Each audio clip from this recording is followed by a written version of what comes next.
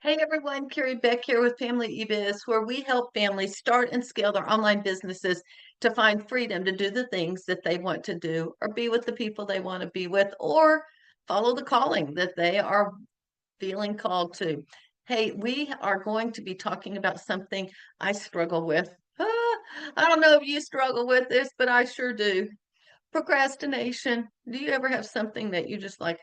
I mean, on my to-do list, if I'm like, oh, I think I'll just skip number two and go on to number three because I don't really want to do it. Another place that I am really bad at procrastinating is QuickBooks, taking care of my bookkeeping. And a lot of times it's because I just don't enjoy it.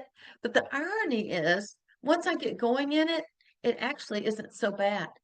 So what are some reasons that you procrastinate? If there's a place for you to leave a comment, please leave that wherever you're listening or watching to this. A lot of people say, I just need more time before I can get it started, or I'm not ready.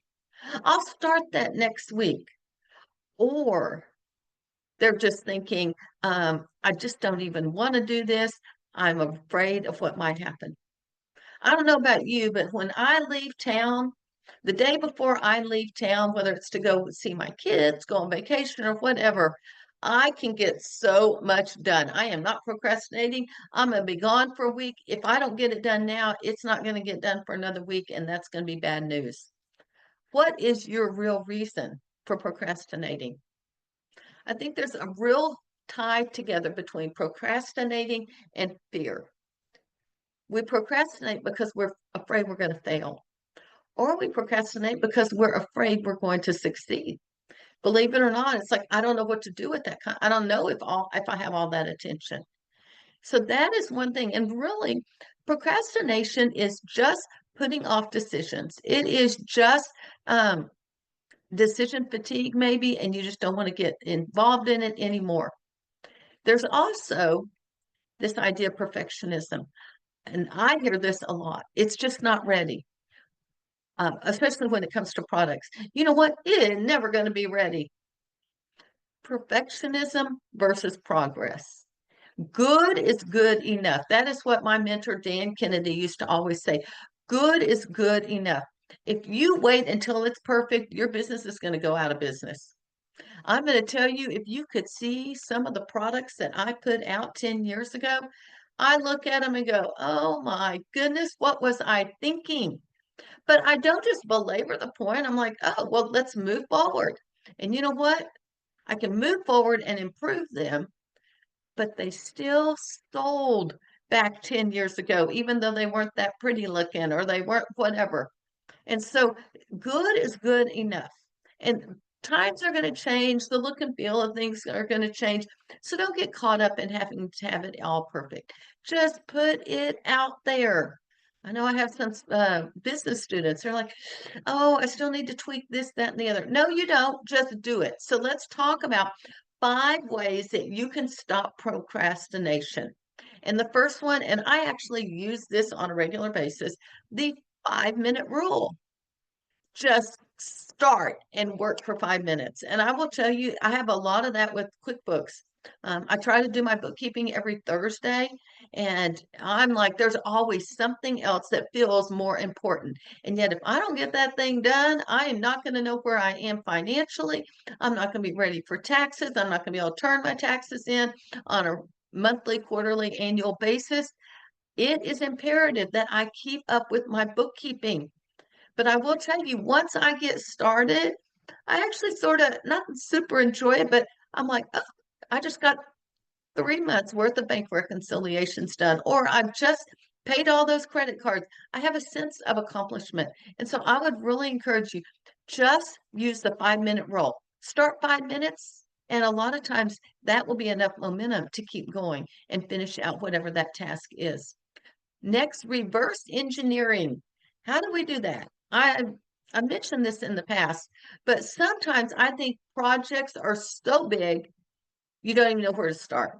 So you really need, instead of saying, I'm going to create this event for everyone in whatever your niche is, how do you get started? You need to break that down. Am I going to need speakers? Am I going to need sponsors? Am I going to need ads? Am I going to need a platform? List the 5 or 10 major things, break that down into those areas. Which ones need to be done this month or next month? And then go through and list the steps. So it's sort of like reverse engineering. You start at the end and you come back and say, I've got to have all these done. Now, what are the details for each one of those areas? Especially if you're like working on producing an event, or maybe you're going to do a giveaway and you need people to contribute, whether that's monetarily or blog posts or whatever. You need to start with the end and then move backwards until you get to the details of reaching out to people. 5-minute rule, reverse engineering. Uh, you want to stop procrastination? Find accountability. Get some kind of pressure on you. If you will announce publicly what your goals are, then those people that are holding you accountable will hold you accountable and say, well, did you get those done? I do this in my mastermind groups in our homeschool blogger university. It's at different rates and different sized groups, but every time we always say, okay, here's what you said you're going to do. What'd you get done? I've been at accountability pods too when I was just rewriting my entire Racing Leaders course. And every week we'd have to go around and say, here's what we're getting done. And then we could talk about other things as well. But you need accountability. I think we all need accountability. I will tell some of my groups, here's what I'm going to get done. So just because I am the facilitator doesn't mean I don't need someone to hold me accountable as well. 5-minute rule, reverse engineering, accountability. You're not going to like this one. Fail fast mindset.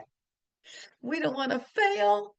When I was in network marketing, and send out cards, they said you need to get a bunch of no's. No's are failures to me sometimes. No, that's not true. Let's say for every 9 people that say no to me, I get 1 that says yes and they sign up. Same with you. You need to find you're going to walk through some failures to get to all the yeses. And so we want to fail fast, and then we also want to correct. So maybe I have those 9 no's. What is it that I could do differently?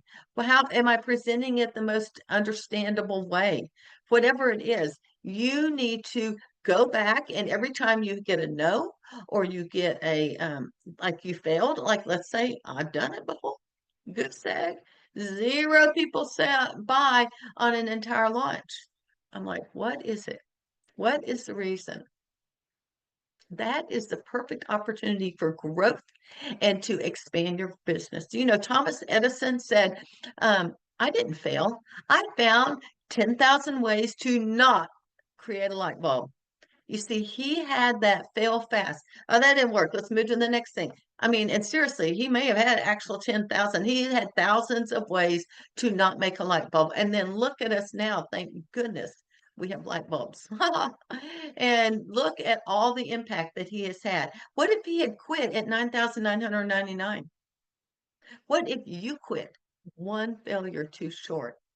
Learning from your mistakes is probably the fastest way to improve your business, to improve you, to improve whatever it is you're working on. And the last one is you might need to just look at your surroundings. All right. Is it a procrastination-free environment? Like, do you sit down to your desk and you got piles on every side, nowhere to write, nowhere to type? You can't even think because there's books and everything around.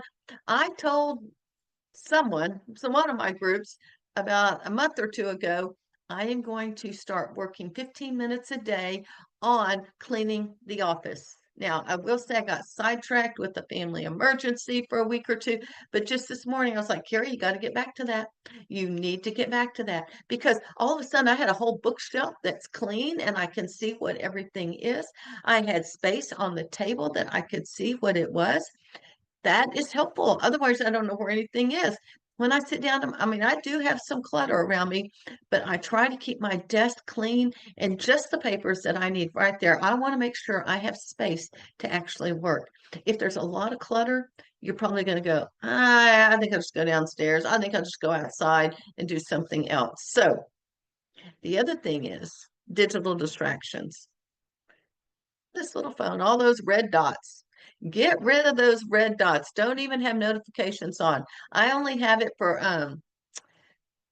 text messaging and WhatsApp, which are both the same. I think that's about it. I have no Facebook, no social media notifications. I have no email, phone calls and voicemails. Those are some of the other things.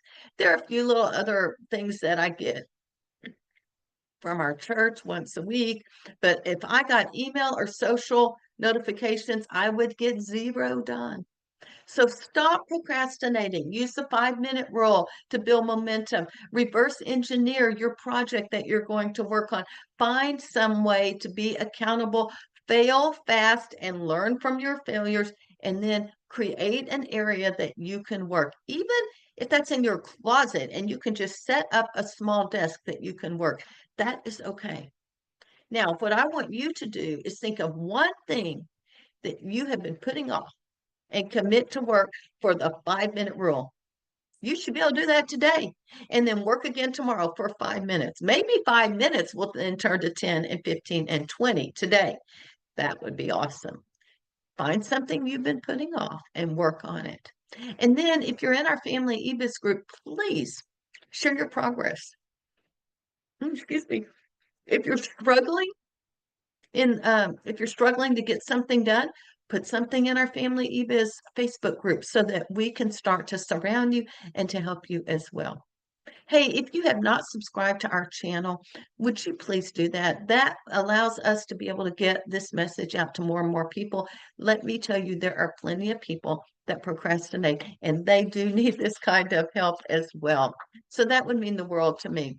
And just share this with one person, maybe your accountability partner, and y'all work together on stopping procrastination. Hey, I'm Carrie Beck with Family eBiz. We'll talk to you next time.